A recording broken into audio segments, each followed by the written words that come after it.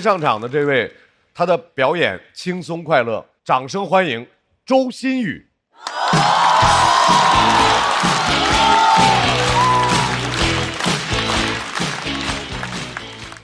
大家好，我叫周新宇。谢谢。我去年谈了一场恋爱啊，谈了一个弟弟。哦。我俩差12岁。啊。为什么每次演到这里啊，女观众所有的反应都是哇，我也要这样，男观众只会说畜生。非常快乐。哎呀，他是02年的嘛，我是14年的。说年纪主要是为了让大家放心啊，他成年了。我们是在饭局上认识的，他真的很帅，帅到什么程度啊？刚加上微信，我就把他的照片发给了我所有的姐妹，我的姐妹又发给了他的姐妹，子子妹妹无穷匮也。可能有的男生听到这里会担心自己谈恋爱会被发出去啊，不会的。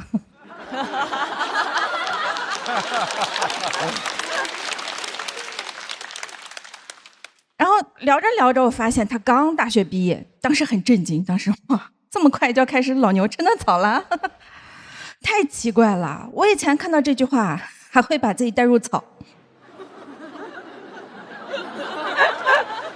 你不知道从啥时候开始就把自己带入老牛了呀？可能是从有经济能力的时候开始吧。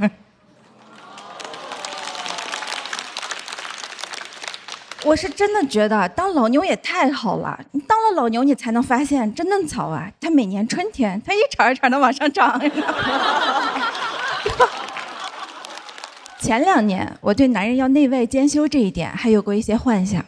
前2年我还跟00年男生吃饭，当时觉得哎呀不行，没脑子。现在又过了2年，开始跟02的吃饭了，现在觉得哎呀，我以前是真没脑子。因为我发现啊，男人随着年纪的增长，并不一定会变得更加的成熟，但却一定会变得更老。所以我现在决定就喜欢22岁的。22岁可太好了，22岁就是一个男人最好的年纪。你想一想，他刚刚大学毕业，还很清爽，又有进入社会的能力，还没什么钱，正是需要帮助的年纪。所以我打算今年报22，明年报22，后年报22。真的，当然，如果他特别优秀的话，咱们也可以破格考虑接受他的衰老，对吧？温柔体贴的能接受他23，情绪稳定的能接受他24。所以以后大家能从我男朋友的年龄上，就能直接得出他的综合评分。我不仅要物化帅哥，我还要量化帅哥。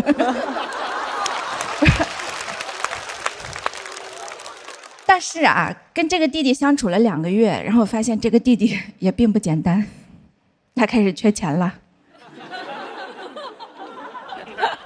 他缺的不是大钱，他不是缺30-50万的那种，他就是缺30-50块。这你很难给不起，对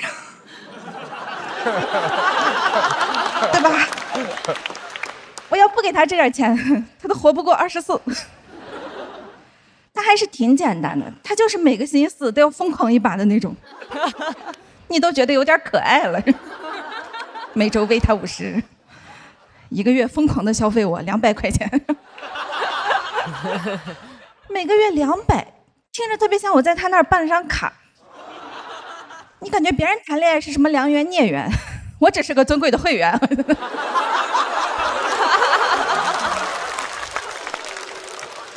有时候桌上放的50块钱突然没了，我都呀，自动续费忘关了。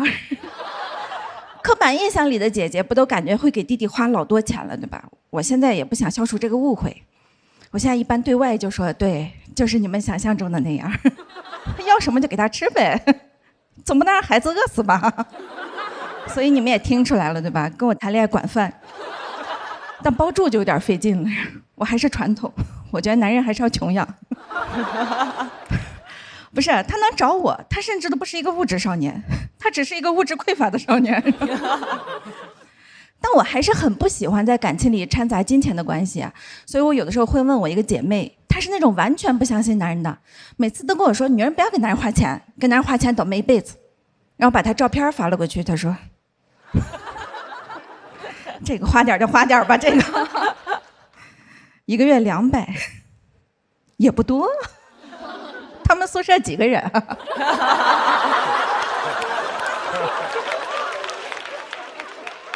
但该说不说啊，我最多也就给他花200，再多就不行了。不是我没钱，是我有责任感，不能哄抬物价。哄抬物价就导致通货膨胀，嫩草一膨胀就惯坏了，薯条都敢点大份的了。很快就分手了，因为随着弟弟的年纪越来越大，胃口也越来越大，每天开始想要点吃的，要点穿的，要点玩的。我俩分手的原因就是我落后的生产力并没有跟得上弟弟日益增长的物质需求。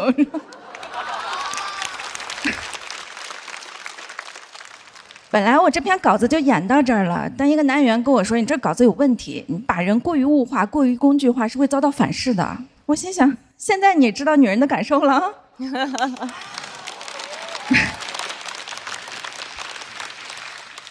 有时候我也感叹啊，你就感觉这个社会上就没有不物质的男生了吗？我不知道，所以我又来上节目了。每年6月，又到了大学生毕业的季节。毕竟啊，花有重开日，一个宿舍就有6个少年。我决定以后就不叫周星宇了，我以后就叫招娣、来娣、盼娣。讲到这儿，谢谢。其实心语最后的那个表达是他这一篇的关键，就是你们终于知道我们的感受是怎样的。但是呢，他把这一个放到太最后，所以前边很多人可能内心还是会有一种说不出的可能被冒犯到的感觉。一开始不敢笑，后来有一种感觉到可能是不是太物化了。总之，当这样情绪太过长到你最后那个关键的点给出的时候，他已经不可能把整个的现场的氛围给挽回来了。对啊，但这样的表达太重要了，因为这个话题只有我们可以讲，它才能够把有些问题特别正式的、不油腻的、不轻浮的摆在这个舞台上面。其实就是当年龄有差异的时候，一定是男的是大的，女的是小的，这是我们固有的一个概念，我们已经被规训成这个样子了。所以他的这一段表述其实非常的，我觉得是很勇敢的，所以我会觉得我必须要拍这个灯，这是我刚才想表达的这个灯的意义。谢谢鲁豫老师。首先，我很佩服你讲这个话题，然后现在有越来越多女性脱口秀演员不怕冒犯去讲这些，我其实是很高兴，所以我觉得你选题没有任何问题，但这个选题风险比较高也是事实。再次掌声送给金宇，谢谢。要和金宇 PK 的是第一次来到这个舞台的新人，掌声欢迎李玟。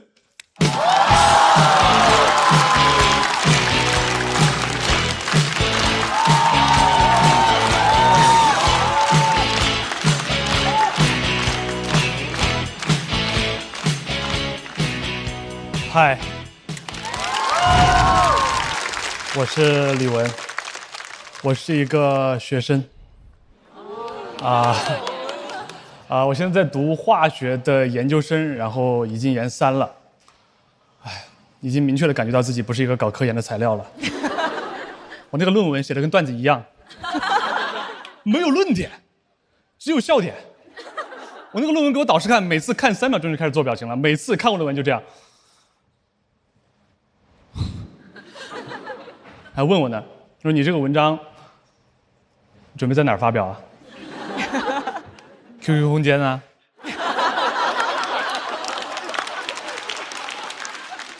哎，我导师人非常好啊，一个非常慈祥的老教授。唯一的问题呢，就是年纪稍微有点大了，讲话有一种习惯，他特别习惯性的使用设问句。他只要一开口，他就会自己对自己提一个问题，然后自己回答他自己，那感觉跟你一点关系都没有。每周都跟我们开会，开会一上来就是同学们呢，你们这个实验做不做呢？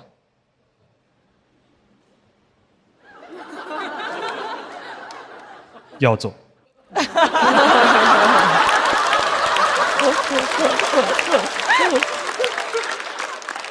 那是不是只做实验呢？哎，不是。你也不知道他为什么要我们现场都没有人理他。那除了做实验，还要干什么呀？这就是你们要思考的问题。永远都是这样，永远都是这样。时间长，你真困惑。我真的很想知道，他平时生活中跟他身边的人也这么讲话吗？尤其是我师娘，比如他们两个谈恋爱，导师走到师娘面前，他说：“嗨，跟你说个事儿。我第一次见你的时候，就觉得你怎么样呢？”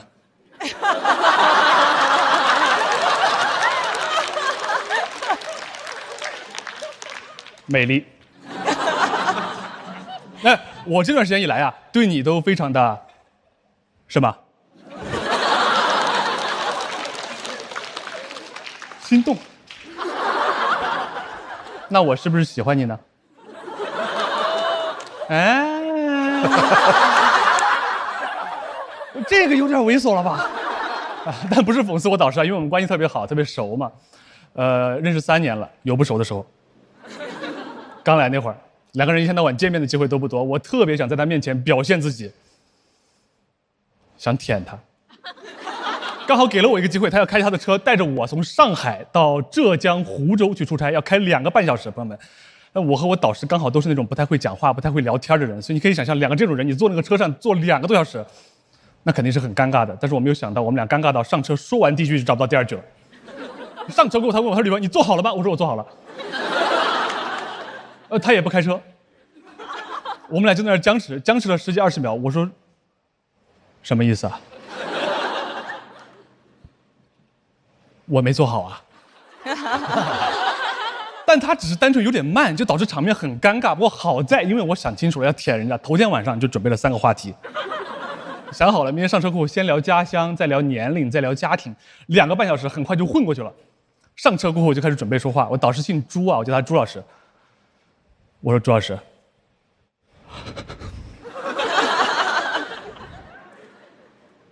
您是哪里人呀？”朱老师很好，他说：“我是杭州人。”我说：“杭州。”没准备。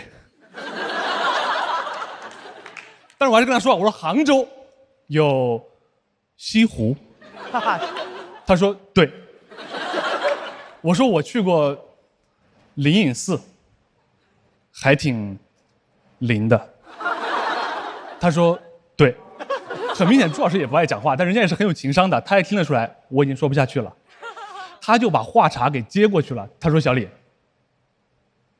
你是哪里人呀？”他一提问给我整得有点紧张了，因为我只准备了问题。我没有想到他还要问我，但好在人家问的也简单嘛，我就好好说就行了。我说：“我是成都人。”他说：“嚯！”很明显，他也没准备。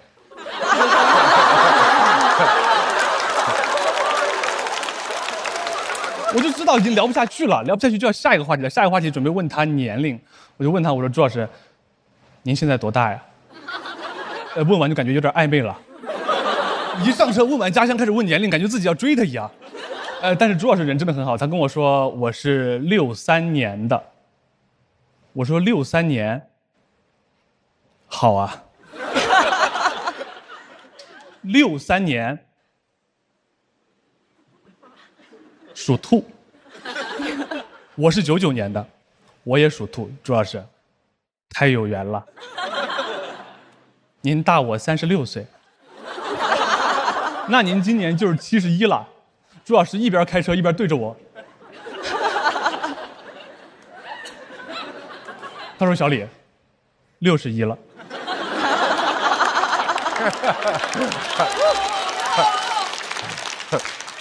我在那反应了半天，我才反应过来，我说61，还真是，那也是高寿啊。我说完这3个字，他就不理我了，朋友们。很明显能感觉到自己说错话了，很明显。但是你知道，我就光坐在那个座位上就已经很紧张了，那个话再一说错，人就更紧张。人太紧张过后，那个脑子完全开始乱转了。本来下一个话题是准备聊一聊家庭，我想问问他太太，那个脑子开始乱转过后，我突然产生一个念头，我说：“我问他太太，万一他太太已经死了呢？那我也太没有礼貌了吧？这不是很冒犯吗？”这个念头从我脑海里面一闪而过，电光火石之间，我说了一句话，我说：“朱老师，你现在单身吗？”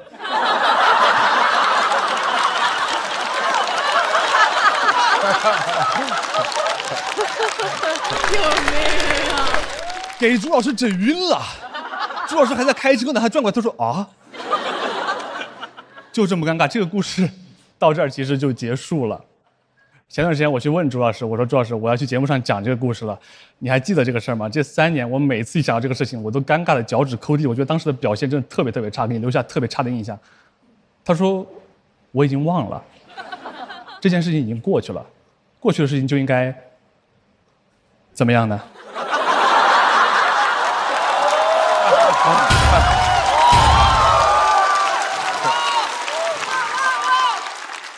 忘掉它。谢谢大家，就讲这儿，我是李文，拜拜。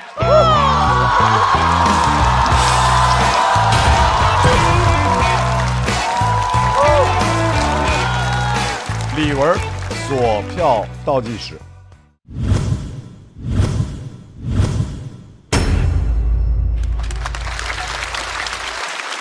你把这个段子讲给过朱老师吗？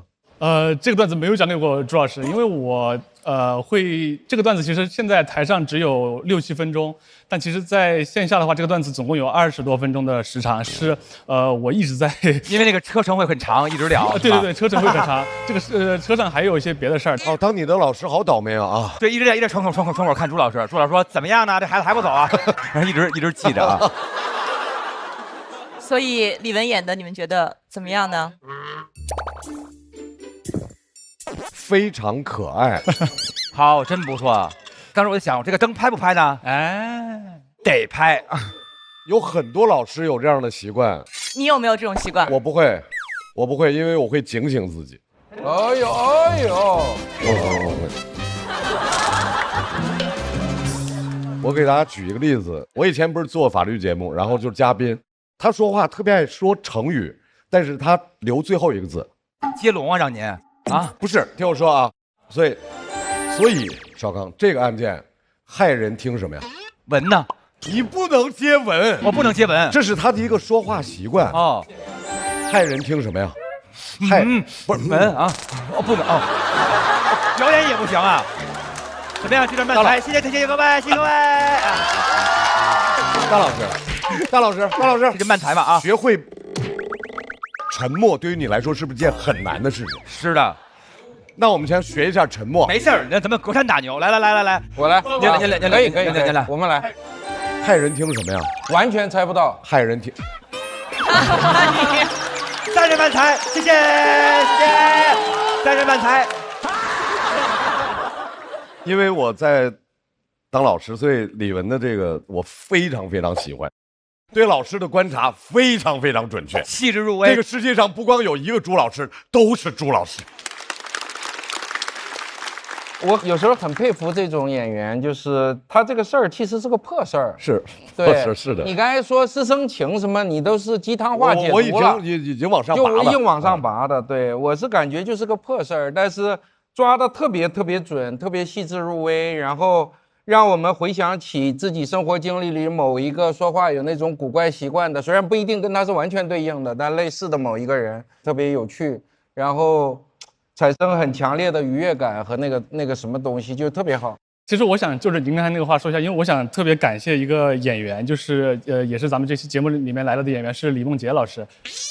因为就像您刚才说的，就是这个事儿是一个特别小的破事儿。然后我之前在写这个段子的时候，也有很多人有提醒过我，或者说质疑过我说你这么小的一件事儿，你还要继续写下去吗？要有什么好写的呢？然后直到有人给我推荐了李梦洁老师发在网上的一个关于1818黄金眼的一个30分钟长左右的一个段子，也是一个破事儿啊，说的特别有意思。对，他讲的特别生动，特别有意思。然后我看了过后就特别受鼓舞，然后才继续把它写下去。你已经做到了，对，非常好，非常好。让我们再次欢迎心宇回到台中。我们来看一下周星宇和李玟他们分别获得的票数是。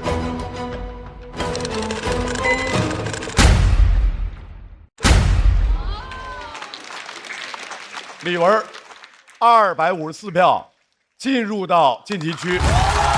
心宇需要在待定区继续等待。